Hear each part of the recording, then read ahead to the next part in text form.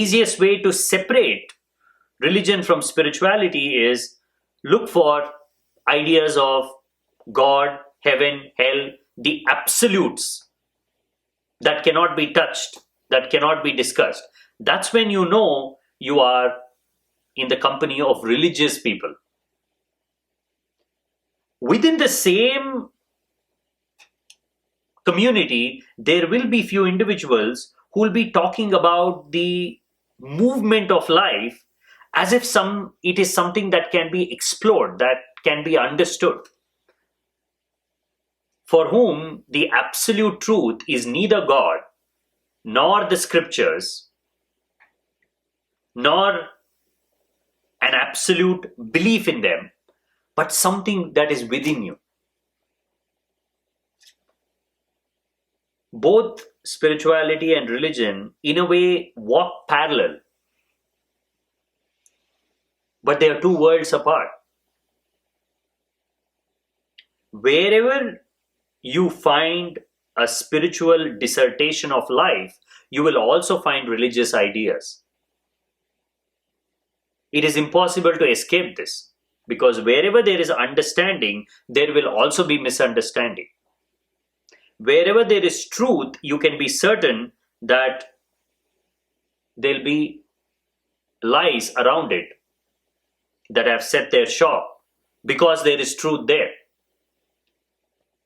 It's how you understand words, how you separate one from another, that makes all the difference. One day, 3 passed by a group of cats a wise dog. As he approached and saw that they were deeply engrossed and paid him no attention, he stopped. Then, in the midst of the company, a large, solemn grey cat arose, looked at them, and said, "Brethren, let us pray. And when you have prayed again and yet again, without doubting, truly then it shall rain mice." When the dog heard this, he laughed within himself and turned away from them, saying, "O blind and foolish cats, hasn't it been written, and haven't I known, as my ancestors did before me, that what reigns for prayer and faith and supplication is not mice, but bones?" It's the same boat of delusion that all the religions are using to move about. It is asking for things. It is assuming that there is some external entity sitting somewhere that has the power to change your life or to take care of you after you die. You pray in your way, in your method. Not to mistake, prayer can be a beautiful meditation. But prayer by itself is not meditation. For prayer to become meditation, you need understanding. You need Advaita. You need discrimination. You need a teacher, a guide, someone who can help you to understand these words.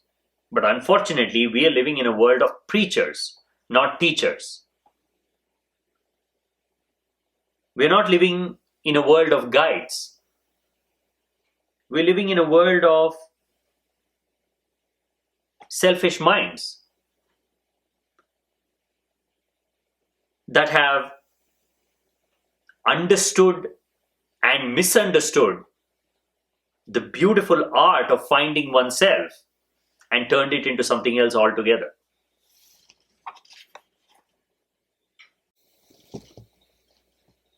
In Bhaja Govindam, Sankara says, "Worship Govinda, O fool, the one true name.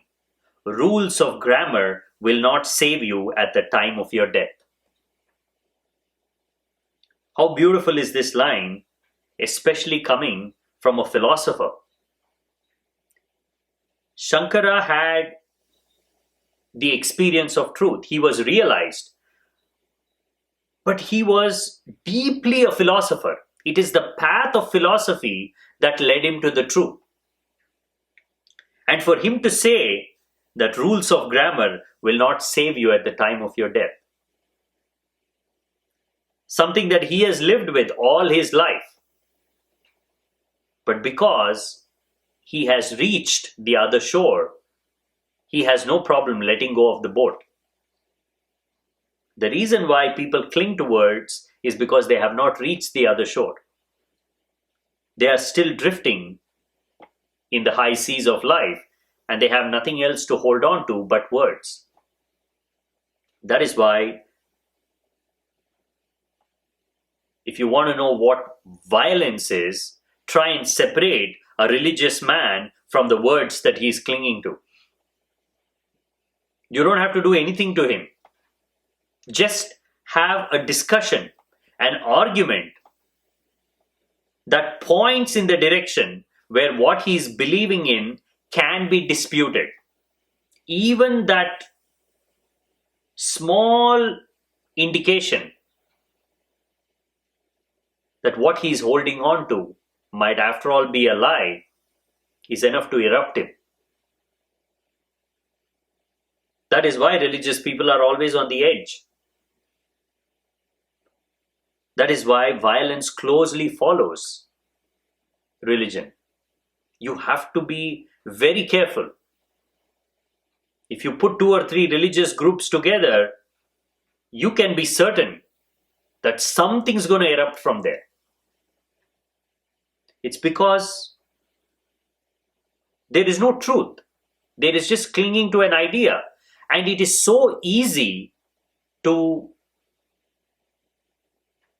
dismiss somebody else's idea of life, because your way of looking at things is different. Sankara says, drop all that. You are just clinging to words that are arranged in a certain way. It's just grammar rules. There's not much difference between the word God and dog. It's just small rearrangement. But in your mind, they are 2 completely different things. In reality, there's hardly any separation between them. In reality, there is a dog inside every God, and there is a God inside every dog. There is a part of that dog which is totally pure. The quality is divine. The purity is divine.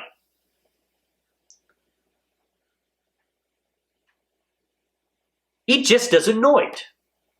It is unaware of its own divinity. The idea is the divine is in everything. Why believe in one God sitting somewhere outside of creation? He is within everything. And there is a dog inside God. Your own mind sometimes is just deeply lost in desires. It is deeply clinging to something. It's like a dog clinging to a bone. It cannot see anything other than that bone. And if somebody tries to take away that bone, you become ferocious. You're ready to attack. You forget all about being civil and sane because there is fear of losing something. Understand that these are all man-made arrangements. None of these are absolute truths. You have created words to help you understand life, not to be lost in it. And these things are least useful at the time of death. Now, you cannot take your philosophy to death and say, I know so much about life. I've even done a course called PhD in life.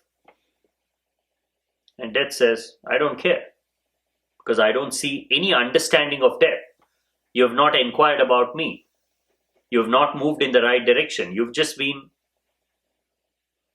chasing your own tail.